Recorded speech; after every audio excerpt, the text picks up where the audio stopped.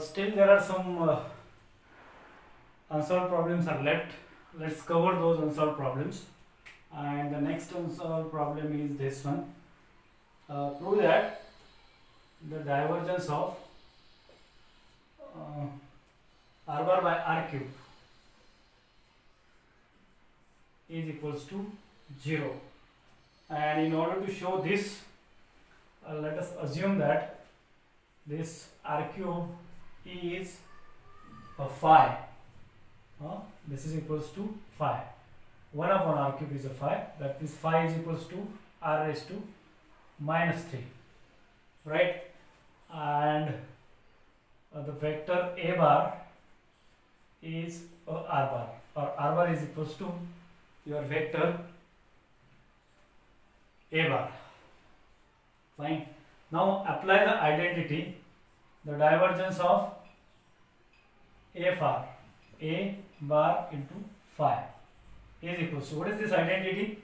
This identity tells us that this is equals to del phi dot a bar plus phi times divergence of a bar. Right? So use this identity here, and if you use this identity for divergence of r bar by r cube, this will be equals to divergence of phi, that means del bar of r cube r raised to power minus 3 dot r bar plus phi times phi, that means r raised to power minus 3 times divergence of r bar. Right? So this becomes your identity, and now you have to solve this. Clear? And what is this? Del of r raised to power minus 3 is del of r raised to power n is equals to n r raised to n minus 2, n r raised to n minus 2 r bar. Remember this one. This is an important identity, and therefore if you use this identity for del bar of r raised to power minus 3, this will give you minus 3 r raised to power minus 5. Minus 3 minus 2 minus 5 into r bar. Now use here, and this will give you minus 3 r raised to power minus 5 r bar dot r bar, and this r bar plus and r raised to power minus 3 into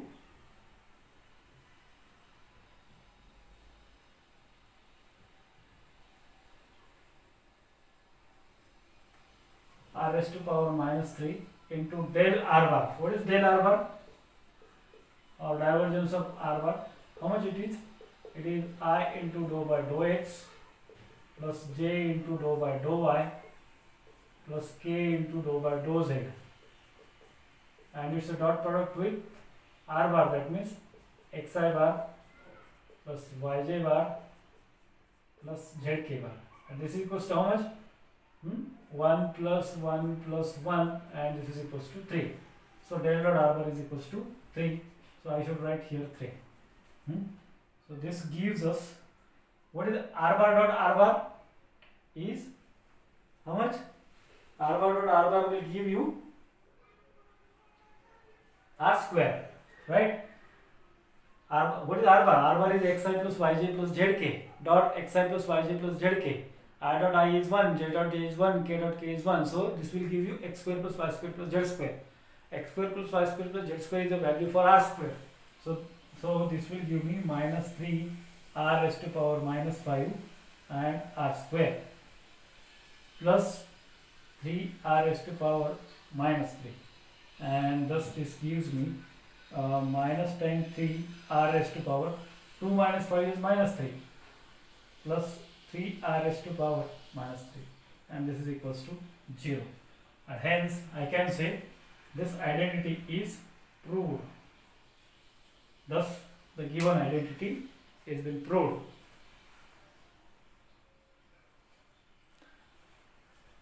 Hope you understood this identity.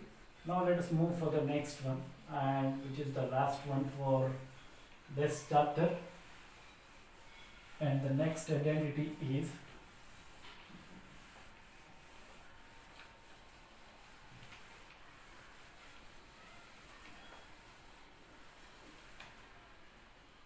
let's move for the next one. And what is that? Prove that del square 1 by r equals to 0. No? Prove that del square 1 upon r equals to 0. Let me check it. Yes, this is the property. And to show that, let us consider its left hand side, del square 1 by r, and this can be written as del square is Laplacian operator.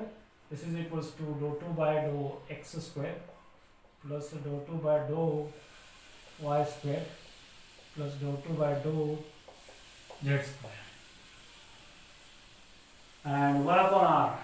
What is 1 upon r? 1 upon r is equals to 1 upon square root of x square plus y square plus z square. Right? Now take its a differentiation. Let me do here. So dou 2 by dou x square of 1 upon square root of x square plus y square plus z square.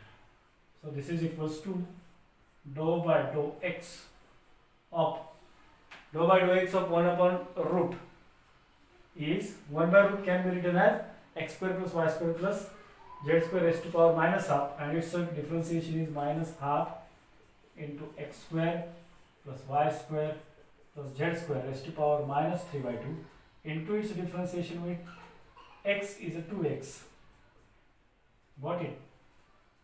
Now this 2 gets cancelled with this 2, and you will get x upon, so I will rewrite it, dou by dou x of minus times x upon square root of x square plus y square plus z square raised to power minus 3 by 2. Isn't it?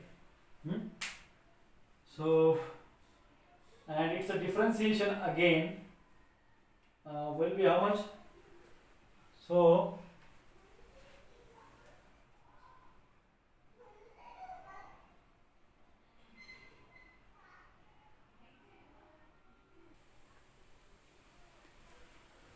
dou by dou x of in simple language I can say minus time x into this is x square plus y square plus z square raised to power minus 3 by 2. Now if you differentiate this with x again, then you will get this is equals to first term into differentiation of second. First term is this minus x. First term into differentiation of second will be equals to minus 3 by 2 into x square plus y square plus z square raised to power minus 3 by 2 minus 1 will be equals to minus 5 by 2 minus 5 by 2 into differentiation of this with respect to x is equals to 2x. This is 2x. So first function into differentiation of second plus second function into differentiation of first. Differentiation of first is minus 1. So let me write this as a minus 1 thing. Right? We got differentiation of minus x is equals to minus 1, and this minus minus will become plus. These two gets cancelled to each other, and this will be a positive term, and hence I can write this as 3x. This 3 and this x is 3x into x square plus y square plus z square raised to power minus 5 by 2, and minus time x square plus y square plus z square raised to power minus 3 by 2. Got it? This is for dou 2 by dou x square. Similarly, for dou 2 by dou y square, you will be getting 3y into rest of the terms will be same. right? For I would write here. Similarly, for dou 2 by dou y square of 1 upon square root of x square plus y square plus z square, and this is equals to 3y into x square plus y square plus z square raised to power minus 5 by 2 minus x square plus y square plus z square raised to power minus 3 by 2. Similarly, for dou 2 by dou z square of 1 upon square root of x square plus y square plus z square, and this is equals to 3z into x square plus y square plus z square raised to minus 5 by 2 plus minus x square plus y square plus z square raised to power minus 3 by 2, right? And if you add all the three terms, and after addition of the three terms, how much you are getting? So this will give you